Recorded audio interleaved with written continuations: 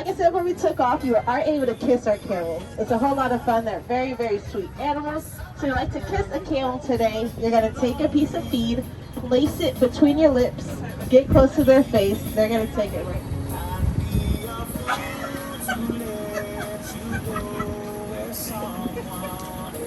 So that is Caden over there to our left, our oldest at 10 years old. These two that are either sides of us are fully grown. So they weigh about 1,900 pounds. Cruz, our youngest, you're going to be saying hello to just a little. He has a little bit of growing to do still. But all three of them can run up to 30 miles per hour. Now a few more seconds here with Caden and Cooper before we head on up.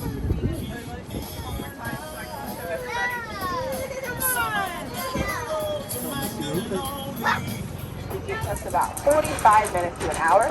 Seeing 3 breeds of deer and 3 breeds of birds. The deer that are coming up on either sides of us are called fallow. Majority of the deer that we're seeing are going to be the fallow deer. These guys come in all 3 variations of color: chocolate, white, and spotted.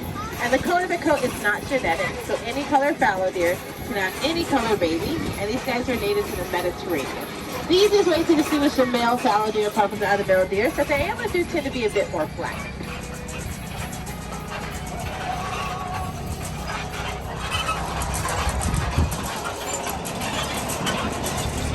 Now we have 2 very special animals coming up. The one in the barn is called a Watusi. And Watusis are probably he's only 2 years old. So his horns are going to get just a bit longer. From tip to tip, they're going to get anywhere between 6 to 8 feet. And the longest horn ever recorded on one of these guys is from tip to tip is 10 feet. Now this is a Watusi. Again, his name is Ferdinand. To our right, he is a sable antelope. Now they cannot help it. They have very long horns, so it is our job to be wary of their horns. The easiest way to feed them is with a flat open hand and by sticking your hand through the railing, not over the railing.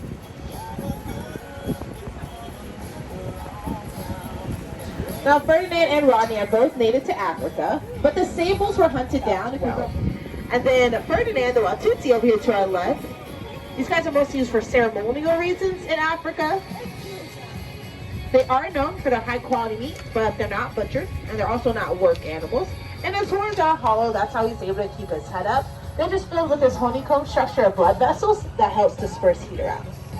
We have another breed of deer in the barn. Those guys are called the axis deer. Taking it slow here, swing by 1 more. We're going to introduce to Texas until 1932.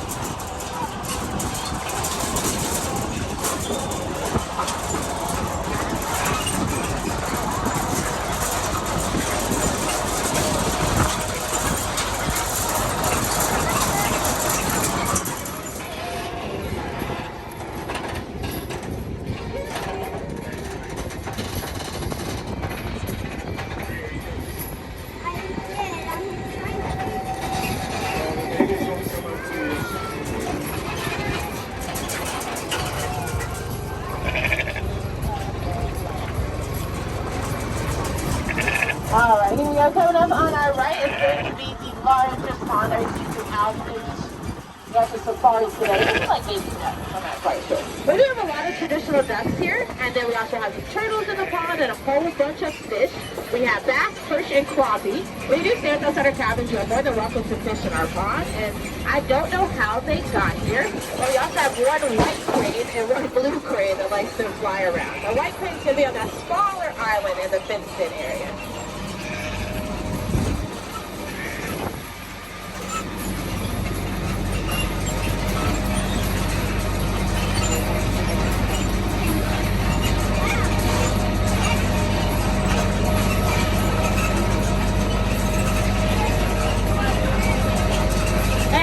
Coming up on our right, we have our 8 amazing safari cabins. They sleep 4 to 8 people as they get larger. In front of each cabin, you have your personal barbecue pit, and we also have a smoker, 2 community pools, and a playground on site for our guests to enjoy. Plus the red kangaroos that we have. And once they get close enough to the tram, you guys can reach through the railing or over the railing and give them a nice scratch on the back.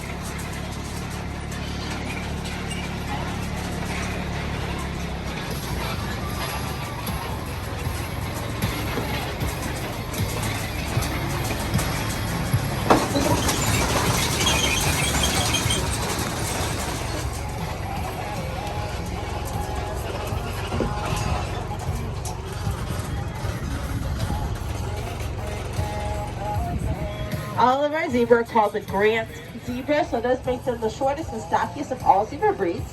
We have 7 in total. 3 of them are pretty young, about a year old, and the young ones have the ability to identify their mothers by the stripes on their body. That's because no zebra has identical striping, just like human fingerprints. There are some people that like to call them black with white stripes, and that's because the skin underneath their stripes is black. Thomas. Moose Lodge special is that there is a very modern sheep came from the Moose Lodge sheep. Now we've been seeing these small birds since the first pasture. And they are kids to the ostrich, but they're not baby ostrich. You can tell them apart by looking down at their toes. The small birds have 3 toes. The ostrich, where we have one coming at our left, only has 2. These small birds are called rheas. That is spelled R-H-E-A. There are 2 kinds of these guys in the world, the greater rhea and the lesser rhea. And here we have the greater rhea. It just means that they are a bit larger. We do have both colors running around, the common gray ones. I also have some white ones. The white ones are a little bit more rare. This bird can weigh up to 80.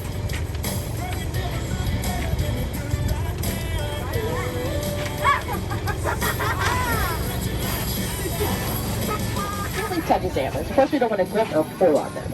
Now, all of our elk are just common elk native to North America. We have both colors, the white and the brown ones. The white ones are not albino, just something else in their DNA that gives them their unique color. And Ondax, like a lot of sheep, have the ability to live 180 degrees around their head. And when they start ramming heads, that ram is equal to the force of 2,400 pounds. And they have this balloon-like gland in their forehead that keeps them from getting any brain damage. What makes them special is that they're not quite sheep, they're also not quite goat. There's something in between.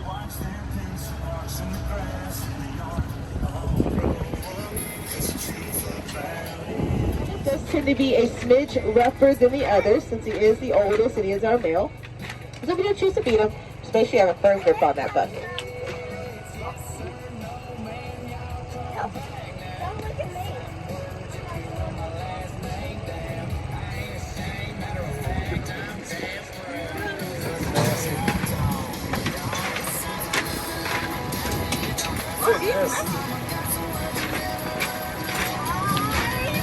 Now, a pro tip is while the ostrich are eating out of your bucket, then you can reach out there and pet their neck and feathers.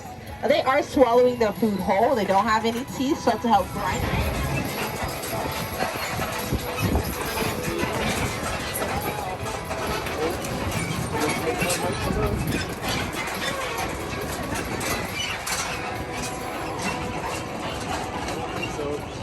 So these are Asian water buffalo, but these guys can also be native to Africa. The older ones probably weigh around 2,100 pounds, and all 3 of them can run up to 30 miles per hour. Water buffalo are excellent swimmers. A cool fact about them is that they can hold their breath underwater for nearly half an hour. And so you're just a bit with them and see if he'll come up and say hello. Now, even though they are the largest, also the slowest, only run to about 25 miles per hour. But at standstill, they can clear 4 to 5 foot fence, so for their size, they do a pretty good jumping ability.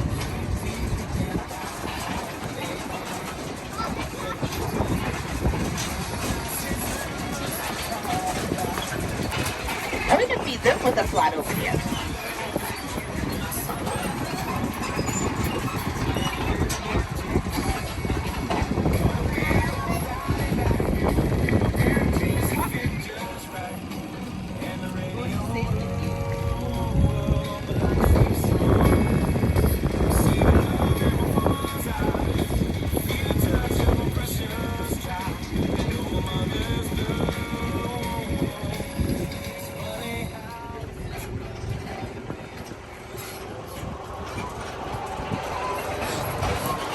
Now we're going to go look toward those bison, but also, of course, getting a closer look at a few of our animals, which includes the backside of our cabin where the kangaroos are. And now for the kangaroos, we're just looking at them, so we don't want to cost them any feed. They are on a special diet, and they are more specifically called Australian red kangaroos. She'll trot alongside with us. Now our largest male in there when he stands fully extended on his back tail, he can reach almost 7 feet tall. Female kangaroos do have a pretty short gestation period. It's only 26 days. If needed, they can hold the babies in their pouch for up to a year. One in the pouch, one in the uterus, one on the teeth. So around that 7 to 9 month period, they'll kick the baby in the pouch out, so then the next baby can hop in the pouch.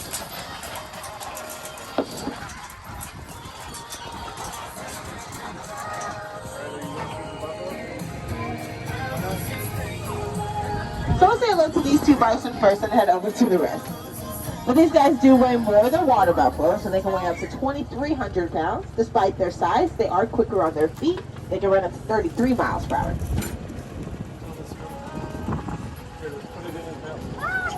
He got me. He got you?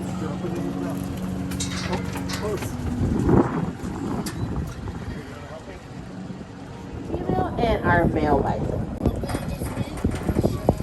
Physical appearance as well. Bison typically have that thicker coat of fur to help them get through harsher winters, so buffalo like the warmer climate.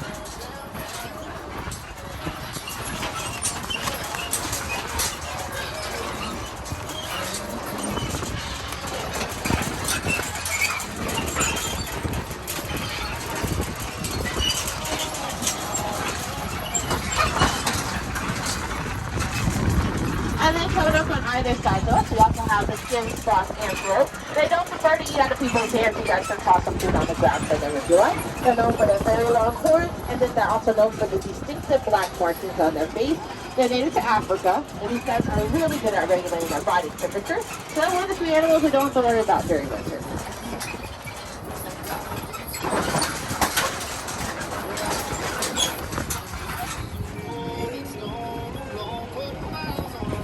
All right, you guys, here we go. 2 more pastures to go, but this next pasture will be the last time that we'll be seeing any birds. Like, let the emus eat directly out of your bucket one more time. Please feel free to do so. So dropping the food on the ground for those small rhea birds, and then everybody else we're going to feed with a flat open hand. For our yaks, which I'm not sure where they are right now, but once we find them, we're going to drop the food in their mouth, just like we did with the bison.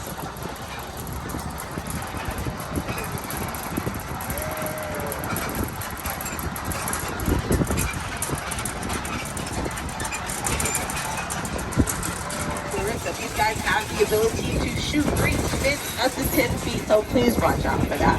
They're also very social, so we're just going to continue to move on up here, and they will trot alongside of us, and you guys can feed them that way.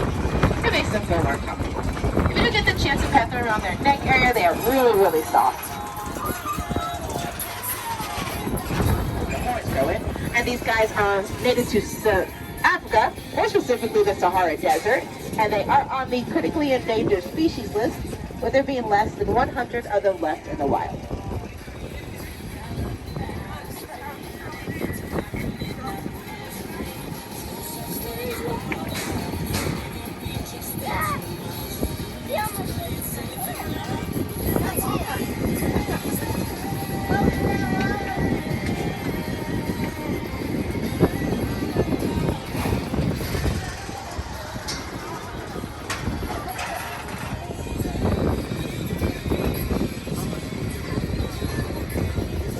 And that's the biggest it's gonna get. We also have the black buck antelope coming up on our right, on either side of us actually. These guys are named after their males. Called a velvet that forms over them, and velvet is just a thin layer of blood vessels that helps protect those antlers, and eventually sheds off when they are fully grown. We also have 3 young ones, and their names are Peaches, Phoebe, and Paige, and they are about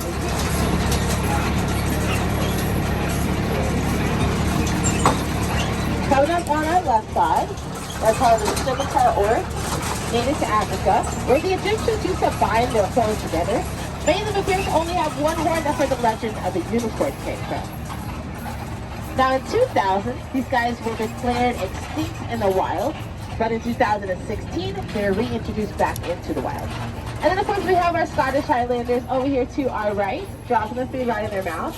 Scotties are considered to be the oldest breed of cow, and they come in a lot of different colors. They are considered to be the largest in the world.